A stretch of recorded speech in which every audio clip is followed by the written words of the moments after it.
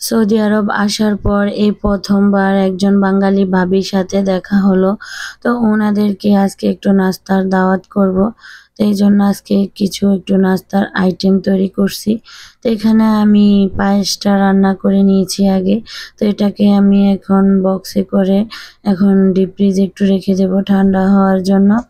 তো হঠাৎ করে যেহেতু আমি নাস্তার আইটেমের দাওয়াতটা করলাম, তো এই জন্য যেতটুক পেরেছি ওই দুটুকুই করেছি। তো এখানে আমি দেশি সেমাইটা রান্না করেছি। দেশি সেমাই বলতে এটা হাতে বানানো সেমাই, নারকেল দিয়ে রান্না করেছি, তারপরে পায়েস রান্না করেছি।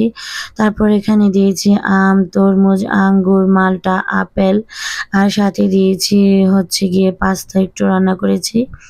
তো এই তো আর ঝালের ভিতরে একটু গরম গরম পেঁয়াজও ভেজে নিয়েছি, কারণ যেহেতু সবগুলা মিষ্টি খাবার এই জন্য একটু সাথে ঝাল ঝাল পেঁয়াজও ভেজে নিয়েছি।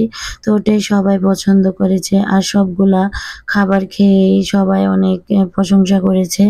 আর যে ভাবিকে দাওয়াত করেছিলাম ওই ভাবির নাকি আমার রান্নাগুলা খুব ভালো লেগেছে। আর এই তো এদিক দিয়ে আমার দুষ্টু মিষ্টি পাখিটা ঘুমিয়ে পড়েছে টিভি দেখতে দেখতে। তো এত সুন্দর করে ঘুমাচ্ছিল এই জন্য ওর একটু ভিডিও ফুটেজটা নিয়ে নিয়েছি। তো যেহেতু ওকে নিয়ে সারাদিন আমার সময় কাটে এই জন্য ওকে একটু সবসময় ভিডিওতে রাখি। আর যেহেতু আমরা মা মেয়ে তিনজনেই সারাদিন ঘরে থাকি, তো এই জন্য একটু দেখি। আর এই তো এখানে কিছু বাজার থেকে কাঁচা সবজি নিয়ে এসেছে। আর সবজিগুলো এত সুন্দর ছিল, টাটকা টাটকা, একদম সবুজ ছিল। তারপরে এই তো এখানে লাউ নিয়ে এসেছে আর লাউগুলো এত ছোট ছোট ছিল। তারপরে এই তো লাউ, তারপর ভেন্ডি, তারপর পুঁই শাক, আর এখানে টমেটো নিয়ে এসেছে আর সাথে নিয়ে এসেছিল ধনিয়া পাতা আর হচ্ছে কাঁচামরিচ। তো কাঁচামরিচগুলো খুব সুন্দর ছিল দেখতে। তারপর ঘরে এদিক দিয়ে কিছু ফলও শেষ হয়ে গিয়েছিল। যেহেতু বাচ্চারা সারাদিন একটু ফল খায়, তো এই জন্য সবসময় ঘরে ফলটা রাখা হয়। তো এই জন্য ওর বাবা বাজার থেকে কিছু ফলও নিয়ে এসেছে। আর সরি, আমি যে বলেছিলাম যে পুঁই শাক, তো ওটা পুঁই শাক না, ওটা ছিল পালং শাক নিয়ে আসছিল। তারপরে এখানে 2 কেজি কলা আনা হয়েছে। তো আমাদের দেশে যেরকম কলা 1 আলি 2 আলি ওই হিসেবে বিক্রি করা হয়, তো এখানে কলা বিক্রি করা হয় কেজিতে।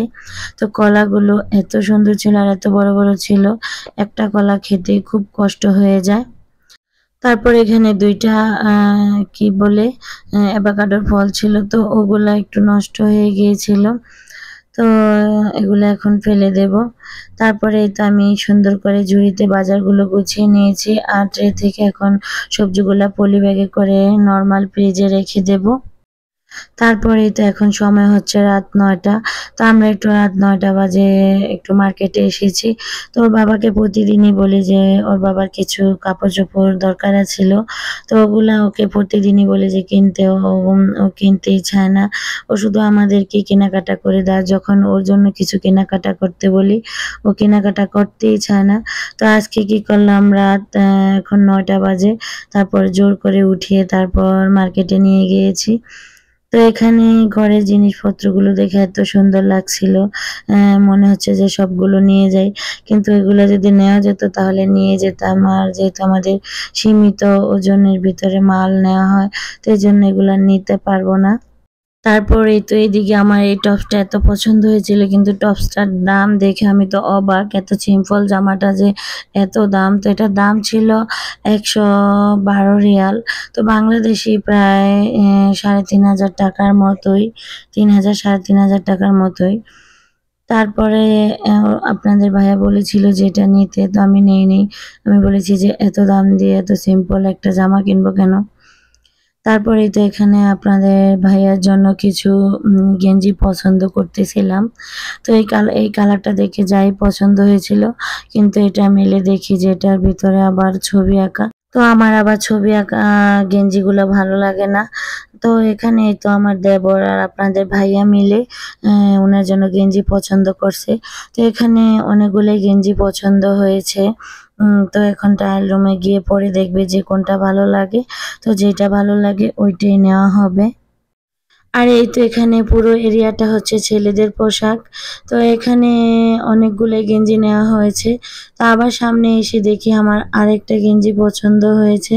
তো এখন এই গেঞ্জিটাও আমি নিয়ে নিচ্ছি। তারপর অবশেষে আপনাদের ভাইয়ার শপিং করা হলো। তো ওকে অনেক জোর করে মার্কেটে নিয়ে এসেছিলাম। ও যখন নিজের কেনাকাটা দরকার হয় তখন কখনোই কিছু কিনতে চায় না। সবসময় আমাদের আবদার পূরণ করে, কিন্তু ওর কোনোদিন শখ বা কিছু পূরণ করতেই চায় না। তো এই তো এখানে মার্কেটিং করতে করতে আমাদের অনেক রাত হয়ে গিয়েছিল। তারপরে এই তো মার্কেট করে আমরা বাসায় চলে এসেছি। তারপরে তো এটা ছিল আগের দিনের ভিডিও। ঘরে কিছু মাছ দরকার ছিল, তো এই জন্য মাছ কিনতে মার্কেটে গিয়েছিলাম। আর আমিও সৌদি আরব এসে কখনো মাছের বাজার আসিনি, তো আজকে প্রথমবার এসেছি।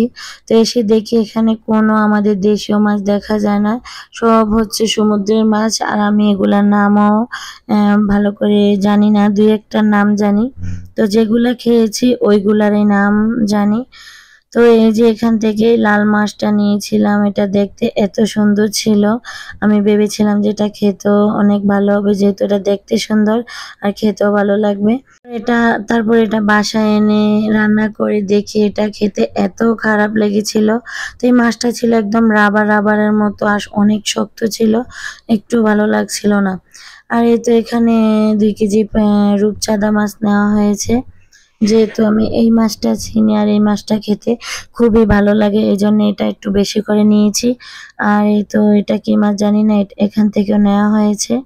তারপরে তো আসার সময় আমাদের জন্য ব্রুস্টেড নিয়ে আনা হয়েছে, তো এখন আমরা সবাই মিলে খেয়ে নিচ্ছি। আর এই তো ব্রুস্টেডের সাথে এটা কি বাঁধাকপির সালাদ দেওয়া হয়েছে, তো এটা আমি কখনো খাইনি। এটা দুধ দিয়ে মেখে তারপরে সালাদটা বানানো হয়েছে। তো খেয়ে দেখলাম যে খারাপ লাগে না, মোটামুটি ভালোই লাগে। তারপরেই তো এখন বাজারগুলা ব্যাগ থেকে বের করে ফ্রিজে রেখে দেব। আর আপনারা যারা আমার ভিডিওটি এখন দেখছেন প্লিজ একটি লাইক দিয়ে দিবেন।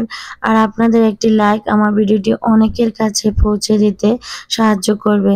আর যদি আমার ভিডিওটি আপনাদের কাছে একটু হলেও ভালো লেগে থাকে প্লিজ চ্যানেলটি সাবস্ক্রাইব করে দিবেন, আর পাশে থাকা বেল বাটনের অল অপশনটি প্রেস করে দিবেন, যাতে করে আমি কোনো ভিডিও ছাড়ার সাথে সাথে আপনাদের কাছে নোটিফিকেশন চলে যায়। আর এই কাজটি যারা অলরেডি করে ফেলেছেন তাদেরকে অসংখ্য ধন্যবাদ। তো এই তো এখানে আমি সবগুলা বাজার গুছিয়ে নিচ্ছি।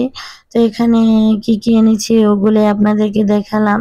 তো এখানে সাগরের পোয়া মাছ, তারপরে চিংড়ি মাছ, তারপরে রূপচাঁদা মাছ, তার 2 রকমের মাছ আনা হয়েছে। তো এগুলার তো আমি আর নাম জানি না, তো এই জন্য নামটা আর বলতেছি না।